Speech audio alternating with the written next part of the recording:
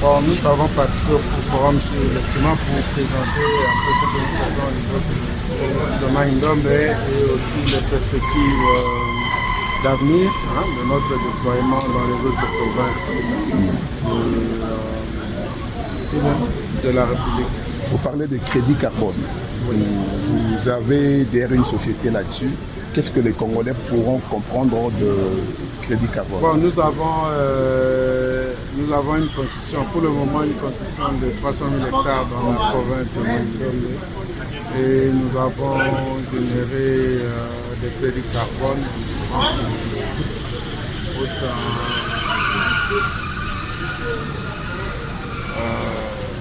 intégrité.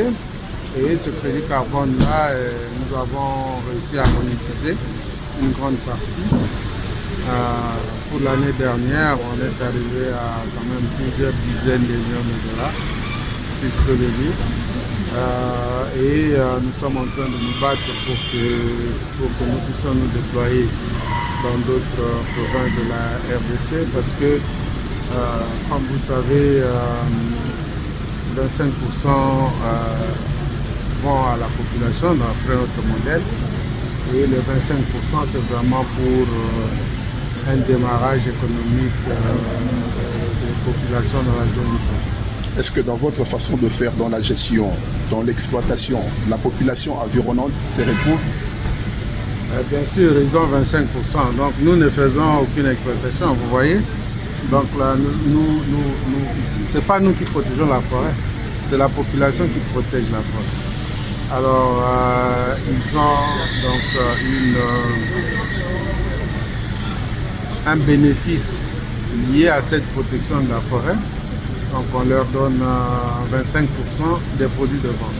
Et ces 25% sont utilisés pour construire les écoles, les dispensaires, équiper les hôpitaux, payer les salaires des enseignants, des infirmiers prochainement et d'autres activités.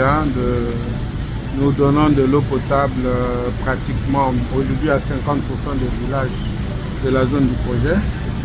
Et nous allons donner à chaque village un point d'eau potable.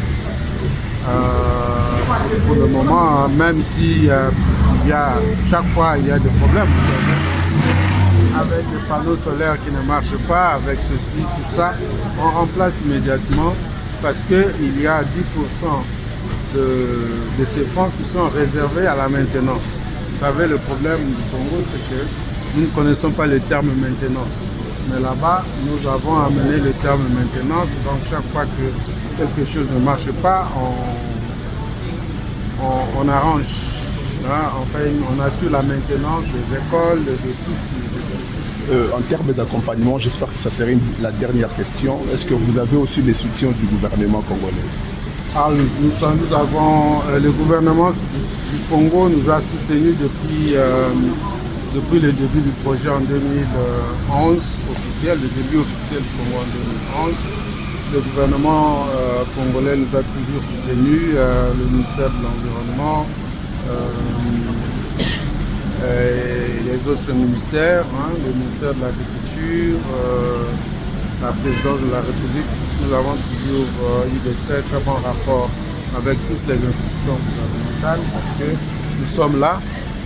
L'objectif de notre entreprise, de notre projet, c'est de faire de l'argent pour nous, pour le gouvernement et pour les communautés locales. Et je pense que nous avons, jusque-là, nous avons atteint cet objectif-là à travers le paiement que nous faisons au gouvernement national, au gouvernement provincial et aux communautés locales. Donc toutes les activités que nous faisons pour les communautés locales, ils sont rassurés. Les communautés locales sont rassurées par notre présence. Moi-même, je les vois lorsque j'arrive dans les villages. C'est pratiquement tout le monde qui veut venir. Pas nécessairement pour m'applaudir. Non, ils ne viennent pas pour m'applaudir. Ils viennent pour qu'on discute des problèmes qui se passent, qui se posent à eux.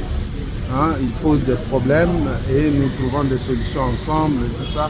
Et moi, ça me rend tout fier de participer à la solution à certains de leurs problèmes.